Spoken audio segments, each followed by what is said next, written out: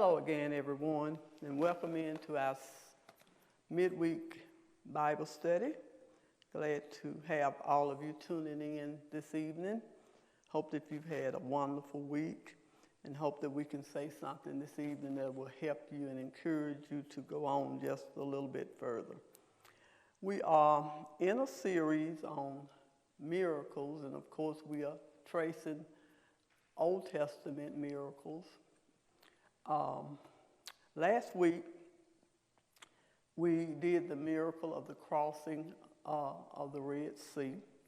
We finally got the children of Israel out of Egypt across the Red Sea. And at this point in history, they are ready to make their journey through the wilderness.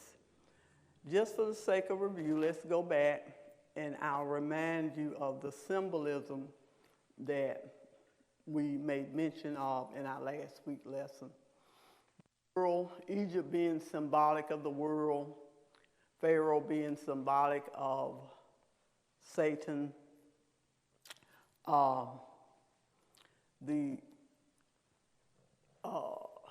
emancipator Moses being a type of Christ.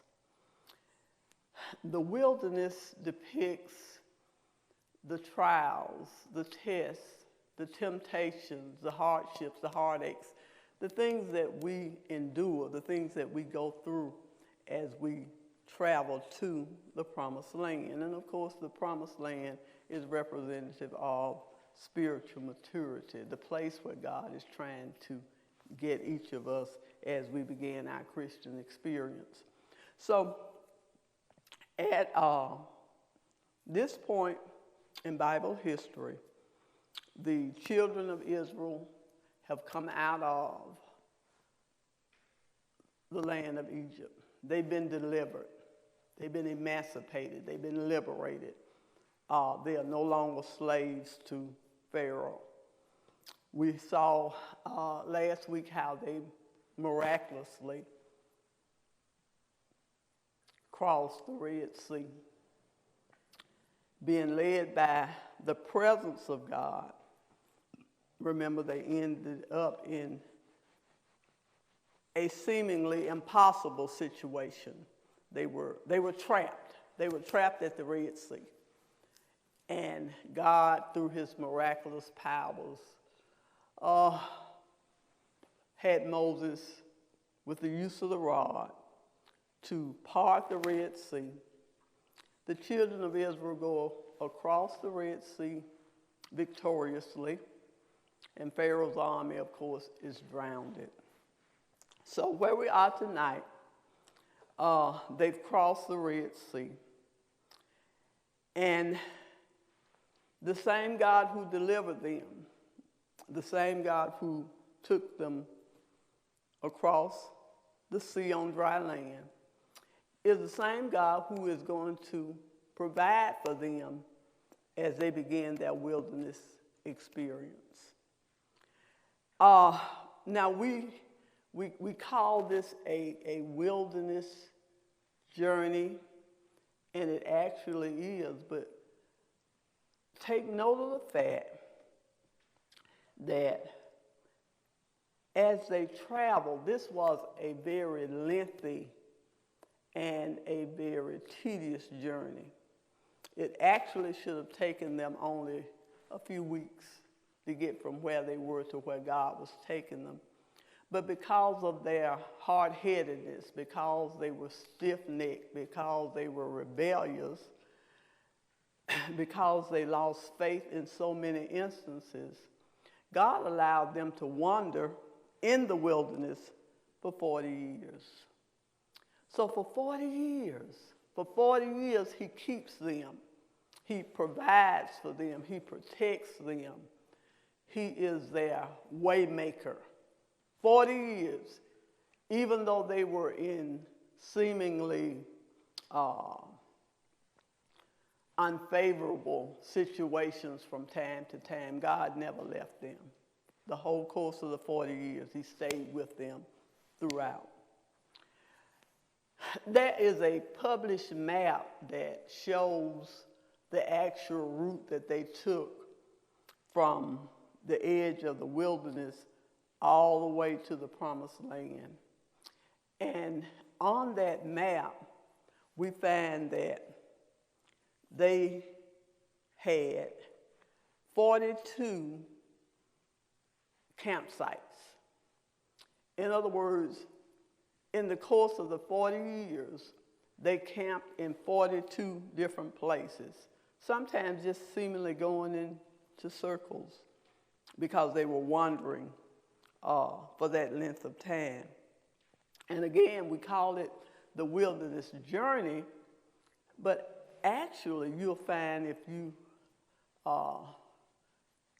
have an opportunity to see that map in some Bible history publications, if you see that map, it actually shows that there was not just one wilderness that they went through, but actually in the course of the journey, they passed through 5 different wildernesses. Now, for our study tonight, I've gone to Psalm 78. I know that this whole journey, this whole wilderness experience is laid out for us in the book of Exodus.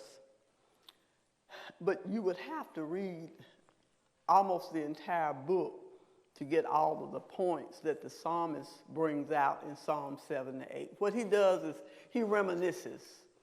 He goes back and he rehearses how good God has been. And he uses the children of Israel as an example.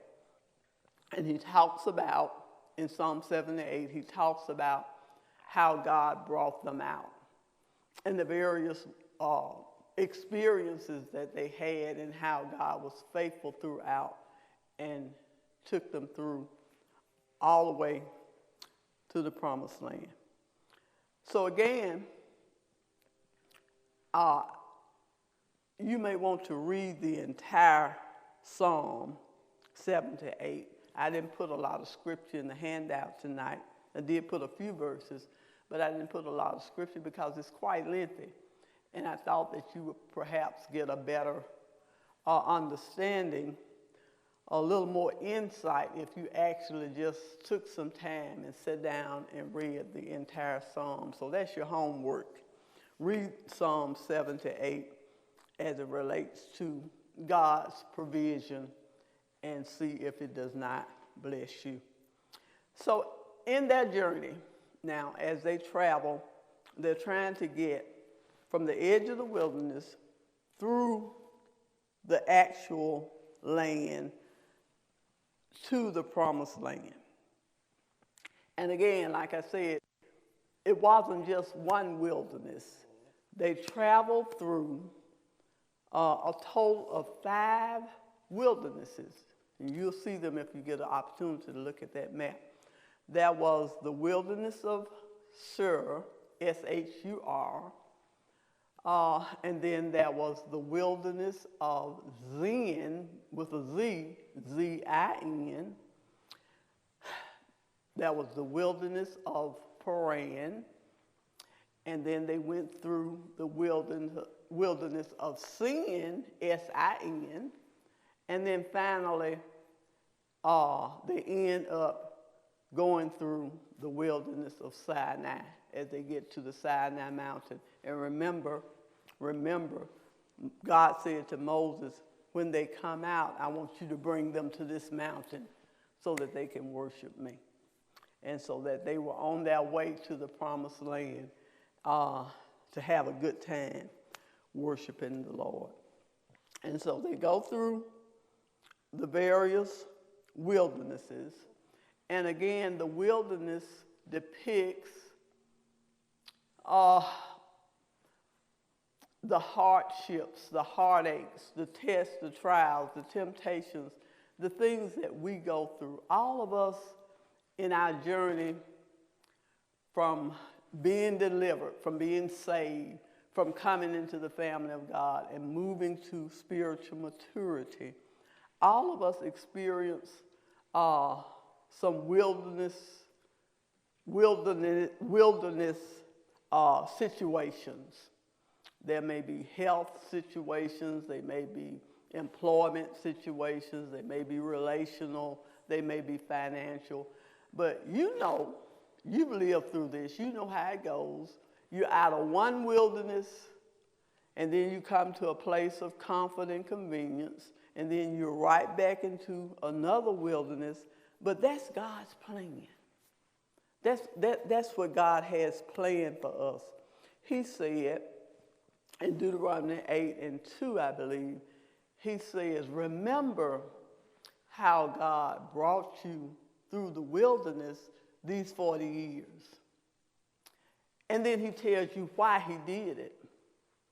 He did it to humble you, to prove you or to test you, and to see what was in your heart. Not for God to see what's in our heart, but for us to see where we are spiritually, for us to see what's in our hearts. So there's a reason why. That was a reason why the children of Israel went through the wilderness experiences. And it's a reason why we go through it, because it's for our learning. It's for our edification. It's so that we will grow in the Lord, so that our relationship with the Lord will become stronger and stronger as we continue in this Christian journey. So they go through the various wildernesses, and the whole course of the 40 years, God is with them. The pillar of cloud by day and the pillar of fire by night never left them. For the course of 40 years, they had, I think last week we called it his abiding presence. They had his presence with them. And he didn't just show up to oversee the operation, to see what was going on with them. He showed up because his intention from the very beginning was to lead them into the promised land. And by leading them, protecting them, and providing for them, and being there for them from the beginning to the end. And so we find in the verses, we find in Psalm 78, we find that there were actually 6 ways that he provided for them as they began their journey from the edge of the wilderness into the promised land. First of all, he provided for them shelter. He sheltered them. The pillar of cloud by day, the pillar of fire by night, provided shade during the day from the scorching heat of the sun, and it provided warmth and light by night to shield them from the chilling winds that blew in the wilderness. And not only that, the presence of the Lord with them shielded them from ravenous beasts. They were not prey to ravenous animals. They didn't have to worry about being attacked by mountain lions or any other animal that would have attacked them being out in the wilderness that way, because God provided for them. He provided for them. He provided for them a shelter. The next way that he provided for them was no one in the course of the journey needed a doctor. There was no sickness. There was no disease. The whole course of 40 years, the people who failed during the journey failed because of their disobedience. They failed because they were stricken. Remember, they were stricken by the serpents at one point. They did things that caused misfortune to come their way. But as far as anyone just naturally having to deal with sickness and having to deal with disease, it didn't happen. And one of the reasons why it didn't happen was because of social distances. They were distanced from now, when they went through from wilderness to wilderness to wilderness, they did encounter other nations. Remember the Ites, the Hivites, the Jebusites, the Moabites, all of those, along the way, they did encounter other nations. But because they were shielded, they were sheltered, they were secured by the presence of God, they never came into full contact with the other nations. And so no diseases came in, no sicknesses came in. So he provided for them in that way. They had a shelter. There was no sickness and no disease among them. Thirdly, their clothing never wore out. Can you imagine 40 years in the same outfit? 40 years wearing the very same thing. Now, I'm pretty conservative, and I probably have some things that I've had 20 years, 25 years that I hold on to, and they're in pretty good shape. But imagine one outfit that you are wearing for the course of 40 years, and that outfit never wears out. The heat of the sun does not break down the fabric. The dust of the earth does not break down the fabric. The fabric is just as strong at the end of the journey as it was when the journey began. So he provided for them clothing that did not wear out. Next, they never ever experienced hunger. He provided for their physical needs, for nourishment. The scripture points out that every morning, 6 days a week, manna fell. Manna. They called it manna because they really didn't know what it was. Manna meaning, what is it? What is this? It was like a wafer, like a thin wafer. And they at some point called it angel. When they got tired of it, they called it angel food. We're tired of this angel food. It fell 6 days a week. On the sixth day, they would gather enough for the seventh day, for the Sabbath. And so they were never without food. And again, when they got tired of the angel food, when they got tired of just eating bread, they began to cry out to the Lord for meat. And God rained down quail.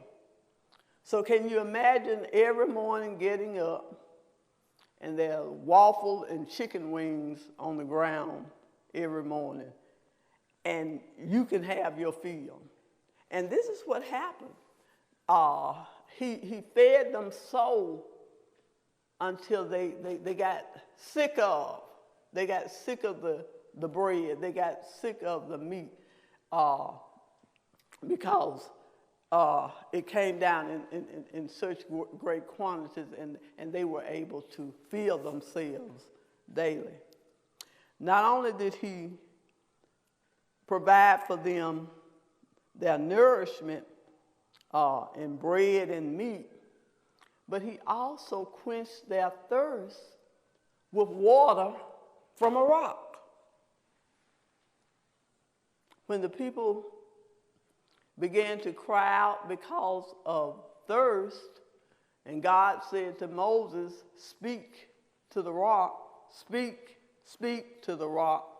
Moses smote the rock with the rod, and of course, water came forth. And they were able to quench their thirst from water in dry places. And when that water that came from the rock was bitter, God told Moses what to do, to throw the limb from the tree in, and it sweetened the water. So they didn't want for anything. They didn't want for anything to eat. They didn't want for anything to drink. They had shelter. They had clothes that did not wear out. And they had shoes on their feet that never wore out. And picture this, they walked everywhere they went. So for 40 years, they are walking in the same pair of sandals, but not one strap broke. There were no holes in the soles of their shoes. They never wore out. Why? Because God provided for them. He provided for them. In spite of the fact that they refused to honor him as God, they got to the point where they were ungrateful concerning God's provisions. And they said down in 78 and, let's see, 78 and 19, they said this. They spake against God, and they said, can God furnish a table in the wilderness? I mean, in spite of all that God had provided for them, all that God had done for them, how he had blessed them over and over and over, divinely, miraculously provided for them, they had a question. And the question was, can God furnish a table in the wilderness? Down in verse 41, it says this, and this is what we want to guard against, because the lesson tonight is for us. We're in tumultuous times, and all of us are having to depend on God to provide for us, to take care of us, to protect us. But we want to always remember the faithfulness of God and not get to the point where we are ungrateful and we fail to honor God for what he does in our lives. And the scripture says in 78 and 41 that, let's see, they turned back. Now, it doesn't mean that they literally turned back, but in their minds, in spite of all that God had done for them, in spite of all that they had, they still looked back in their minds and thought about what they had in Egypt. The scripture says that they turned back and they tempted God. And when they tempted God, the scripture says that they limited the Holy One of Israel. And so that's what we want to guard against.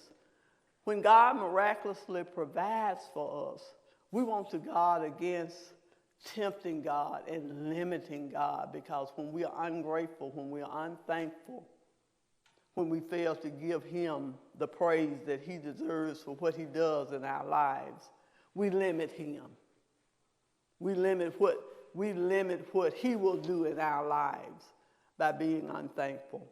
And so tonight I want you to keep in mind that God is Jehovah Jireh. He is our provider.